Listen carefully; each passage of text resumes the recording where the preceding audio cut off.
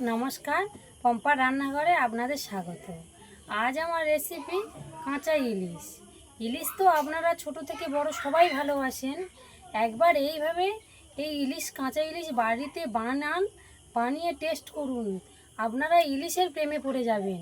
চলুন দেখে নেব আমি কিভাবে ইলিশ মাছটা রান্না করব। এখানে আমি ইলিশ মাছ দেখুন কেটে নিয়েছি। আমি 5 পিস ইলিশ মাছ নিয়েছি। এবারে আমি কী করব, আমি কালো সর্ষে সাদা সর্ষে নিয়েছি। আমি সর্ষেটাকে বেটে নেব। সর্ষেটা আমি বেটে নেব। সর্ষের মধ্যে দিয়ে দেব আমি 4টে লঙ্কা, আর দিয়ে দেব লবণ। অল্প লবণ আর লঙ্কা দিয়ে সর্ষেটা বাটলে তিতো হবে না। সর্ষেটা এইভাবে বাটলে তিতো হবে না। চলুন আমি সর্ষেটা বেটে নিই।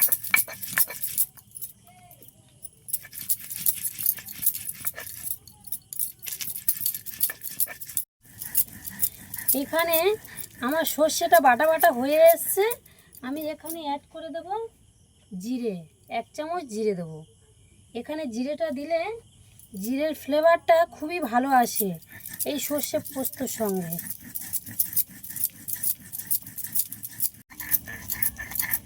আমার বাটা হয়ে গেছে সর্ষেটা, আমি এবার তুলে নেব।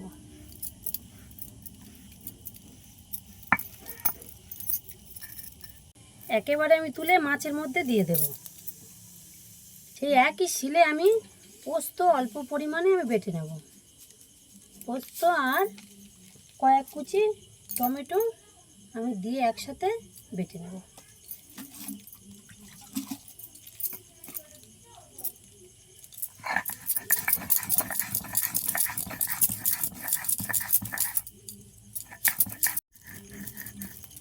পোস্ত টমেটোটা বাটা হয়ে গেল।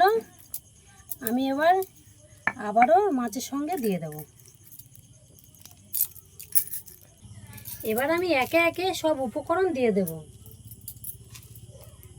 এখানে দেব লবণ, স্বাদ মতো লবণ দেব। দেব হলুদ,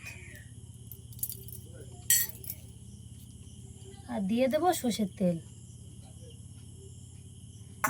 দিয়ে আমি ম্যারিনেট করে কিছুক্ষণ আমি ঢাকা দিয়ে রেখে দেব।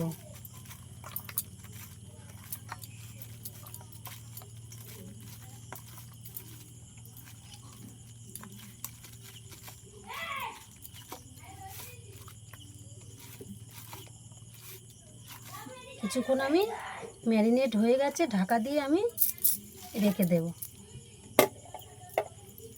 এখানে আমি কড়া বসিয়ে নিয়েছি। কড়ার মধ্যে দিয়ে দেব আমি সর্ষের তেল।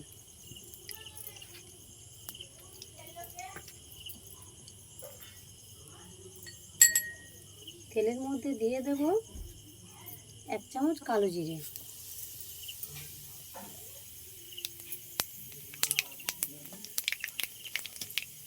তেলটা গরম হয়ে গেলে দিয়ে দেব ম্যারিনেট করা মাছগুলো, ঢাকা দিয়ে রেখেছিলাম কিছুক্ষণ, দিয়ে দেবো এক এক করে।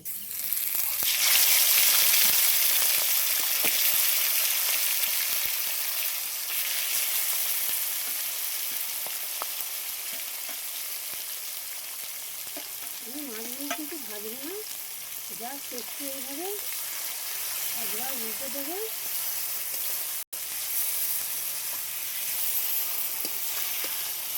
দেখুন এইভাবে উল্টে দেবো। দিয়ে আমি সেই তিল ধোয়া জলটা থালার মধ্যে, মশলা ছিল থালার মধ্যে ঢেলে নেব। নিয়ে আমি জলটা দিয়ে আমি ঢাকা দিয়ে দেবো। এই জলটা দিয়ে দেবো, দিয়ে আমি ঢাকা দিয়ে দেবো।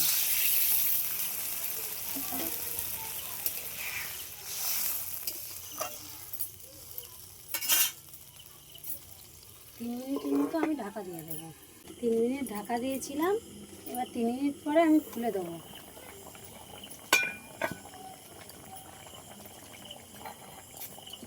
দেখুন কতটা সুন্দর কালার হয়েছে। এবার আমি নামিয়ে নেব। দেখুন বন্ধুরা, কতটা সুন্দর কালার হয়েছে। আপনারা ভিডিওটা সম্পূর্ণ দেখবেন, দেখে আপনারা এইভাবে বানাবেন কাঁচা ইলিশটা। এই ভিডিওটি ভালো লাগলে লাইক, কমেন্ট, শেয়ার, সাবস্ক্রাইব করে দেবেন। ধন্যবাদ।